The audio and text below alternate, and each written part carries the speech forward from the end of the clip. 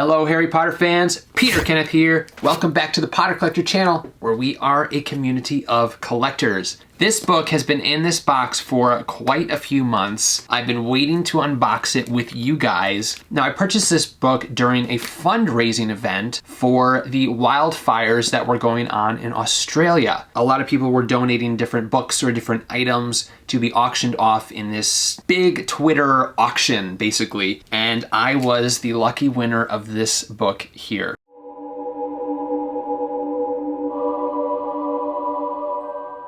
This is a book that I have been wanting for about 8 years.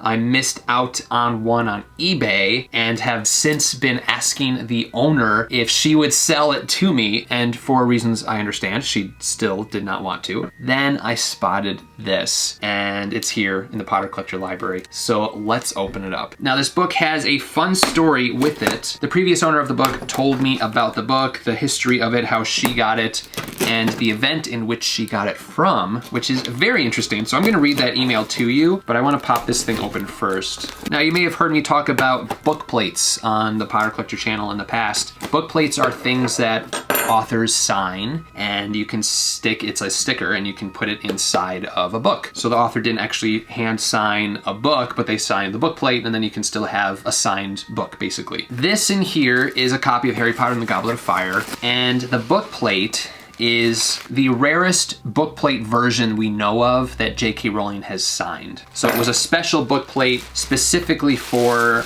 this event that, again, I will tell you more about that when I read the email, but this was a special bookplate specifically for that. All of them were signed by J.K. Rowling, and all of them were put in copies of Harry Potter and the Goblet of Fire, the Raincoast edition or the Canadian edition. And you may be saying, you know, Peter, I thought this came from Australia. It did come from Australia. The previous owner now lives in Australia, but she did live in and work in Canada in the year 2000 when she received this book. Here is a first edition copy of Harry Potter and the Goblet of Fire. I don't believe it's the first printing, but this is the first edition, Raincoast edition, so Canadian edition. And this is the first time that I've seen one of these book plates ever. I've seen pictures of them, but never in person. They're quite beautiful.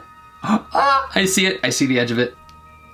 Ah, look at that.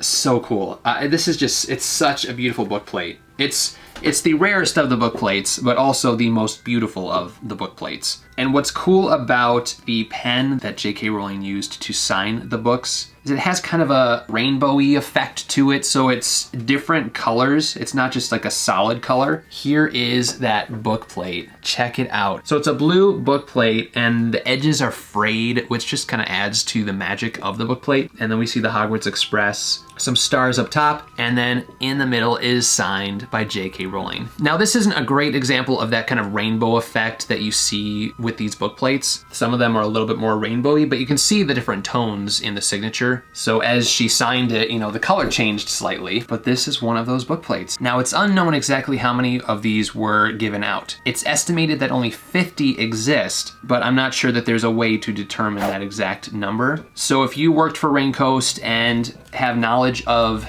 this event as well as these book plates, leave a comment down below and I will try to get in contact with you, because I'm very curious to learn more about this if you have more information. All right, let me read that email to you, and this was from Anne. So Anne, thank you again, not only for donating the book to raise money for the fires in Australia, but for sending me this information about the history of the book. Because as you guys know, the Potter Collector community, you know that that is something I love to have with all of my books. All right, Anne says that I have been a bookseller in Canada for 17 years, and the last 10 of it as a buyer for airport bookshops and newsstands in the times that they were absolutely booming. In 2000, Raincoast Books, the Canadian book distributor, brought J.K. Rowling for her big tour, the one with the massive Sky Dome Stadium live reading. So that was a very famous and very big event in Canada. J.K. Rowling came and read Harry Potter and the Goblet of Fire in the Sky Dome, which is a massive stadium. And they created a special booksellers lunch in Toronto. The whole bunch of us received an invitation that said that neither the person with whom we were to lunch nor the location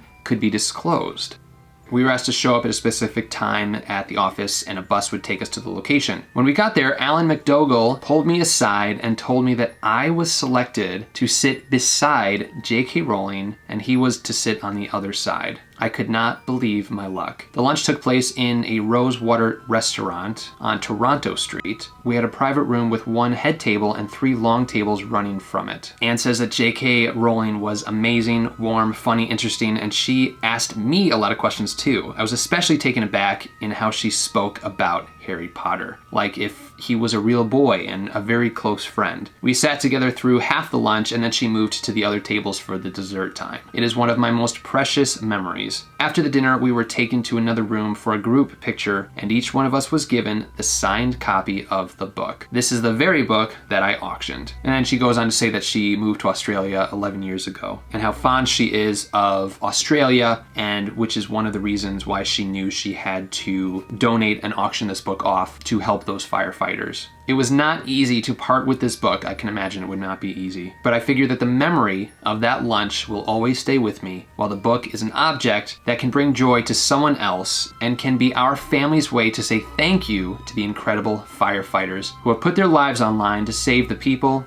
the bush, and the animals here. So thank you again for participating in the auction and donating the money to a great cause. So I chose to donate the money specifically to the firefighters who are fighting those fires. The winners of the various auction items were able to choose from a list of donation sites where 100% of the money went to specific causes to help the Australian bushfires. And I thought, what's more important than the people who are putting their lives on the line than the firefighters? So I chose to donate to the firefighters. Well, Anne, I know it was difficult to give up the book, but know that it will be loved and protected here at the Potter Collector Library, amongst other Harry Potter books, and now shown to the Potter Collector community. Here is that book plate once again. Oh, and actually, what printing is this? I think this was a 4th or 7th printing? 6th. I was off by 1. It's a 6th printing. So it's not a first printing, but the copies of Goblet of Fire that I've seen with these book plates in them have been later printings like this, like a 5th, a 6th, or 7th, or 8th printing. But it is absolutely beautiful. The color of the book plate itself is just really nice. And the frayed edges just add so much to it. So cool. If you have any questions about Harry Potter collecting, or anything else, please feel free to leave a comment down below. You can also join the Potter Collector community on Instagram at the Potter Collector,